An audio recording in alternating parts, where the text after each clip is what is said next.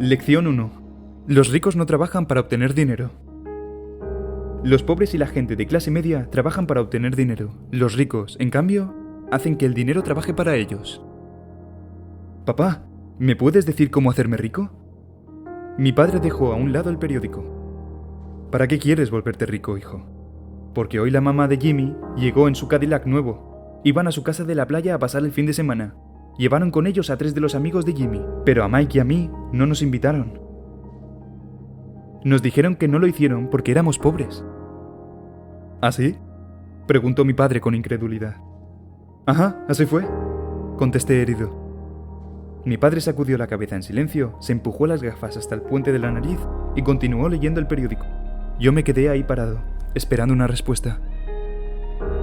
Eso fue en 1956, cuando tenía 9 años. Por caprichos del destino, asistía a la misma escuela pública a la que los ricos enviaban a sus hijos. Vivíamos en un pueblo en donde había plantaciones de azúcar. Los capataces de las plantaciones y otras personas con medios económicos, como doctores, dueños de negocios y banqueros, inscribían a sus hijos en esa primaria y, por lo general, los enviaban a escuelas privadas en cuanto terminaban el 6º grado. Yo asistía a esta escuela porque mi familia vivía del mismo lado de la calle en que ésta se encontraba. Si hubiera vivido del otro lado, habría ido a otra escuela, con niños de familias más parecidas a la mía, y, al terminar, tanto ellos como yo habríamos ido a secundaria y bachillerato público. Las escuelas privadas no habrían sido una opción. Comprendí que estaba pensando. Pues, verás, hijo, comenzó a decir lentamente. Si quieres ser rico, tienes que aprender a hacer dinero. ¿Y cómo hago dinero?, le pregunté. Pues usa la cabeza, hijo, dijo con una sonrisa. Incluso entonces supe lo que eso significaba. Era algo como: eso es todo lo que te voy a decir. O no sé la respuesta, así que no me avergüences. Se forma una sociedad. A la mañana siguiente le conté a Mike, mi mejor amigo, todo lo que mi padre me dijo. Ya había notado que Mike y yo éramos los únicos chicos pobres de la escuela. Él también estaba ahí por casualidad. Alguien trazó una desviación en el distrito escolar y por eso él y yo terminamos siendo compañeros de niños ricos. En realidad, no éramos pobres, pero nos sentíamos así porque todos los otros chicos tenían guantes de béisbol, bicicletas recién compradas y todo nuevo. Nuestras madres y nuestros padres nos daban todo lo esencial, como alimento, techo y ropa. Pero eso era todo. Mi padre solía decir: si quieres algo, trabaja para conseguirlo. Nosotros queríamos cosas, pero no había muchos empleos disponibles para niños de 9 años. Entonces, ¿qué hacemos para conseguir dinero?, preguntó Mike. No lo sé, le contesté. Pero, ¿quieres ser mi socio? Mike accedió y por eso, el siguiente sábado, temprano, se convirtió en mi primer socio de negocios. Pasamos toda la mañana haciendo una lista con ideas para hacer dinero. De repente, también hablábamos de todos los chicos populares que se estaban divirtiendo en la casa de Jimmy. Fue un poco doloroso, pero también benéfico porque la pena nos inspiró a seguir pensando en alguna manera de hacer dinero. Finalmente, un rayo nos iluminó por la tarde. Fue una idea que Mike sacó de un libro de ciencias que había leído. Emocionados, estrechamos las manos. Nuestra sociedad ya tenía un negocio. Las siguientes semanas, Mike y yo anduvimos corriendo por el vecindario. Tocamos todas las puertas y les pedimos a los vecinos que nos guardaran los tubos de dentífrico vacíos. Después de mirarnos intrigados, casi todos los adultos asintieron con una sonrisa. Algunos nos preguntaron qué pensábamos hacer, pero invariablemente respondimos: no podemos decírselo, es un negocio secreto. Conforme pasaron más semanas, mi madre empezó a ponerse nerviosa porque, para almacenar nuestro material, elegimos un lugar junto a su lavadora, en una caja de cartón que alguna vez estuvo llena de botellas de ketchup. Nuestro pequeño montículo de tubos usados de pasta siguió creciendo. Pero llegó un momento en que mamá se impuso. El hecho de ver los arrugados y sucios tubos de pasta dental de sus vecinos le colmó el plato. ¿Qué os traéis entre manos, muchachos?, nos preguntó. Y no me salgáis otra con que se trata de un negocio secreto. Si no limpiáis esta pocilga, voy a tirarlo todo a la basura. Mike y yo le imploramos que no lo hiciera. Le explicamos que muy pronto tendríamos suficiente material y podríamos empezar la producción. También le informamos de que estábamos esperando que algunos vecinos más se acabaran la pasta que aún tenían, para poder usar los tubos. Mamá nos dio una semana de plazo. La fecha para iniciar la producción tuvo que cambiarse y la presión subió al máximo. A mi primera sociedad le amenazaba un aviso de desalojo por parte de mi propia madre. Mike se hizo responsable de avisar a los vecinos de que necesitábamos que se dieran prisa. Les dijo que, de todas maneras, el dentista quería que se cepillaran con más frecuencia. Yo me encargué de ensamblar la línea de producción. Un día, mi padre llegó a casa con un amigo y ambos nos vieron. Éramos 2 niños de 9 años en la entrada del garaje, con una línea de producción que operaba a toda velocidad. Había polvo blanco por todas partes. Sobre una larga mesa también se podían ver cartones de leche de la escuela, y a un lado la parrilla de la familia resplandecía por el color del carbón al rojo vivo. Papá tuvo que aparcar el coche en la entrada y luego caminar con cuidado porque la línea de producción bloqueaba el espacio del aparcamiento. A medida que él y su amigo se acercaban, vieron una cacerola grande de acero sobre el carbón. Ahí estaban todos los tubos derritiéndose. En aquel tiempo, la pasta de dientes no se vendía en tubos de plástico, sino de plomo. Así que, en cuanto la pintura se quemaba, los tubos se mezclaban en la cacerola y se derretían hasta volverse líquido.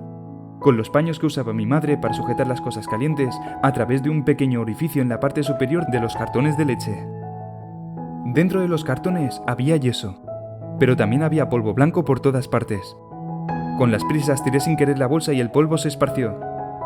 Daba la impresión de que había caído una tormenta de nieve en toda la parte frontal de la casa.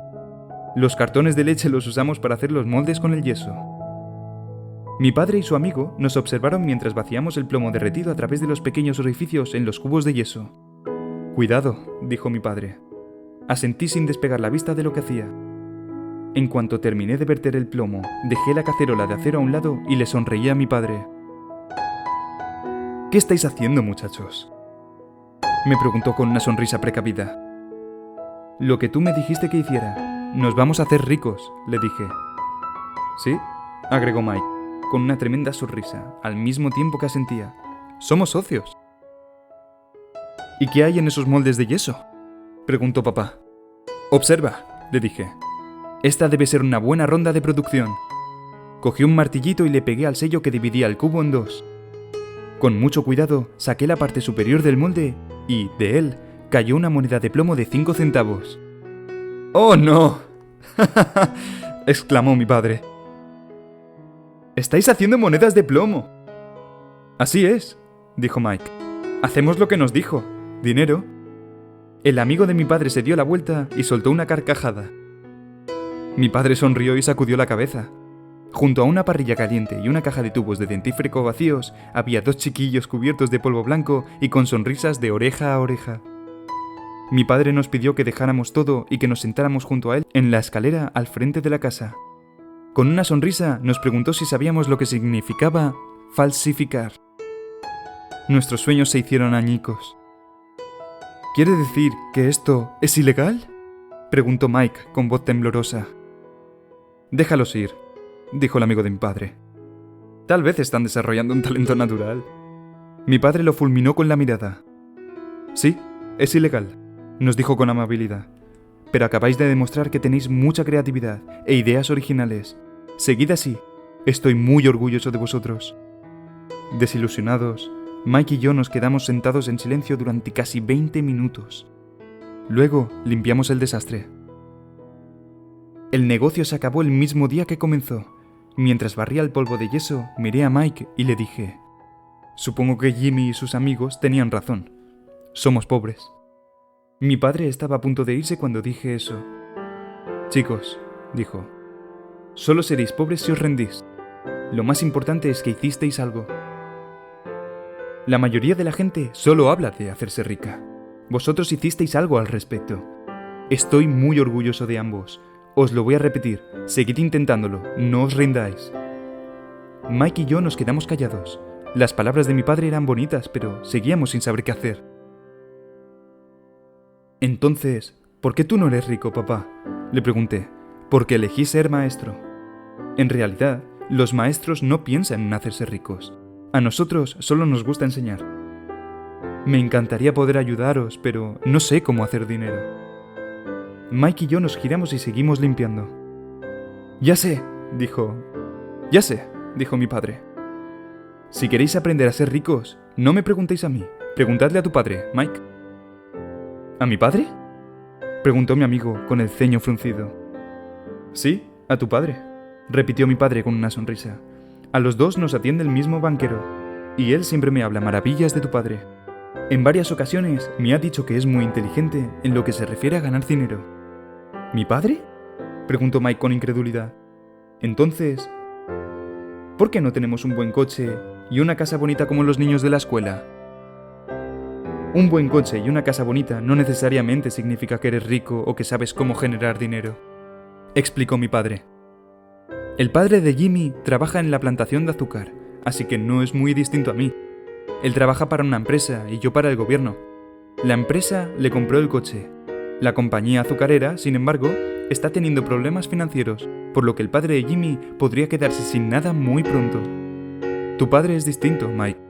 Parece que él está construyendo un imperio. Sospecho que, en algunos años, será un hombre muy adinerado. Al escuchar eso, Mike y yo volvimos a emocionarnos. Con nuevos bríos, retomamos la labor de limpiar el desastre que habíamos causado con nuestro ahora extinto negocio. Mientras limpiábamos, hicimos planes sobre cómo y cuándo hablaríamos con el padre de Mike. El problema era que trabajaba muchas horas al día y, muy a menudo, no volvía a casa hasta muy tarde. Tenía bodegas, una constructora, una cadena de tiendas y 3 restaurantes. Estos últimos eran los que lo mantenían fuera hasta las altas horas de la noche. Cuando terminamos de limpiar, Mike tomó el autobús a casa. Esa noche, cuando llegara su padre, hablaría con él y le preguntaría si nos podría enseñar cómo hacernos ricos. Prometió que me llamaría en cuanto hubiese hablado con él, incluso aunque fuera tarde. El teléfono sonó a las 8:30 de la tarde. Muy bien, dije. El próximo sábado. Colgué el teléfono. El padre de Mike estuvo de acuerdo en reunirse con nosotros. A las 7:30 de la mañana del sábado, tomé el autobús que iba a la zona pobre del pueblo. Comienzan las lecciones. Mike y yo nos reunimos con su padre esa mañana, a las 8 de la mañana en punto. Él ya estaba ocupado, llevaba 1 hora trabajando. Cuando entré en la pequeña, sencilla y ordenada casa, el capataz del padre de Mike estaba a punto de irse a su camioneta. Papá está hablando por teléfono. Dijo que le esperáramos en el porche, me explicó Mike en cuanto abrió la puerta. El viejo suelo de tarima crujió cuando atravesé el umbral de la vieja construcción. Junto a la puerta había un felpudo barato. Estaba ahí para ocultar los años de desgaste provocados por todas las pisadas que el suelo había tenido que soportar. A pesar de que estaba limpio, era un felpudo que tenía que reemplazarse. Sentí un poco de claustrofobia cuando entré a la angosta sala repleta de viejos y mohosos muebles que hoy serían artículos de colección. En el sofá había 2 mujeres, ambas eran un poco mayores que mi madre. Frente a ellas estaba sentado un hombre vestido con ropa de trabajo, llevaba pantalones y camisa de color caqui, bien planchados pero sin almidón, y botas de trabajo bien lustradas. Era unos 10 años mayor que mi padre. Todos nos sonrieron cuando Mike y yo pasamos camino del porche trasero. Les devolví el gesto con timidez.